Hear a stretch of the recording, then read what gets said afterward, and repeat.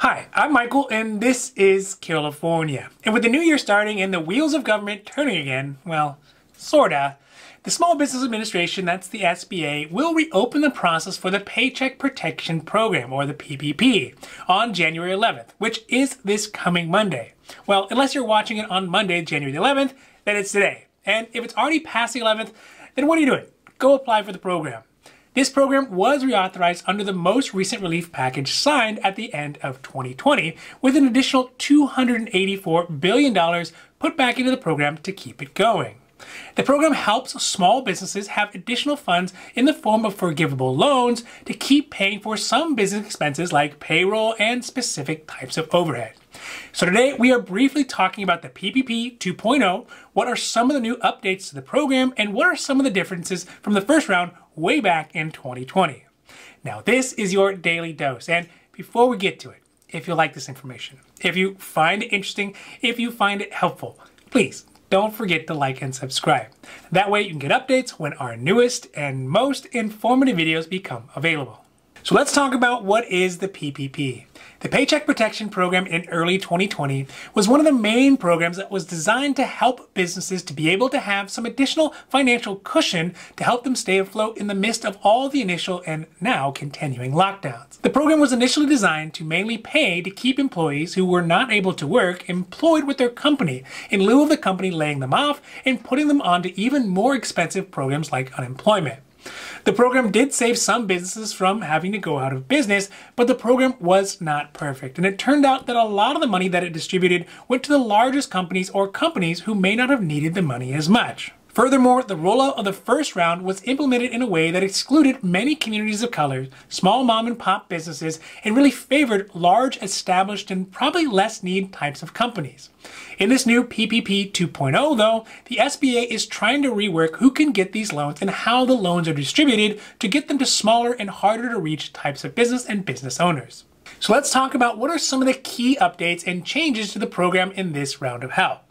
One of the biggest and probably the most logical change to this new PPP program is a new requirement for applying. A business must be able to show that they have at least a 25% decrease in revenue to qualify. Now this seems like a no-brainer, but in the first round, businesses basically just had to show that they weren't going to lay off any of their employees during their coverage period in order to get their loans forgiven. So the reality shows that this round of PPP is more geared towards economic relief rather than a form of reassurance to keep people employed. And I guess, judging by the current unemployment rate, that strategy didn't really work out so well in the first round anyways. Now, another major change is the tax deductibility for expenses covered by the PPP loan. In the previous iteration, expenses paid for with PPP money was not able to be deducted on a company's taxes, but now it will be. And finally, another key change to the PPP program is the forgiveness portion. In this round, the process has been simplified with a single-page forgiveness form for companies who receive loans that were less than $150,000. In this round of PPP, there was also very specific calculated changes to ensure that the newly allotted money isn't gobbled up again by only the most well-heeled and organized companies. Rather, in this rollout, the rules and updates are meant to help actual small businesses, mom and pops, and companies owned by people of color. The first improvement that they made to the application process is that they will stagger the rollout.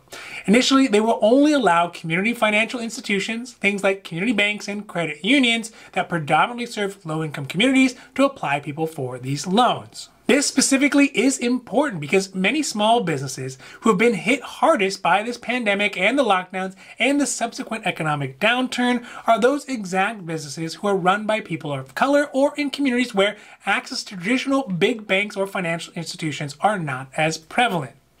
Next is that they will open up the PPP funding for some additional 501c6 organizations, housing cooperatives, and other types of nonprofit organizations that were previously excluded from the eligibility.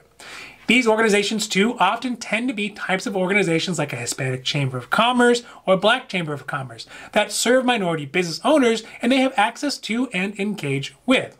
Overall, I think these changes are the right direction for the SBA to be headed, especially now that there is a better grip on what the future looks like, albeit uncertain for how long, but there is an idea of what it's going to look like and at least an understanding of how the economy may play out for the next year or so.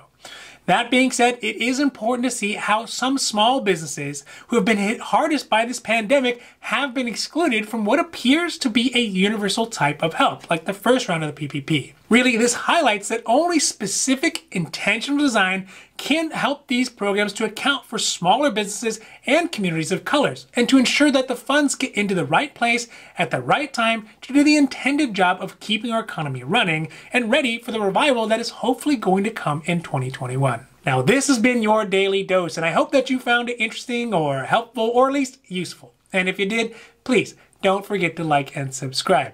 That way you can get updates when our newest and most informative videos become available. So that's it for me, and for Carelifornia, I'm Michael, wishing you a happy, healthy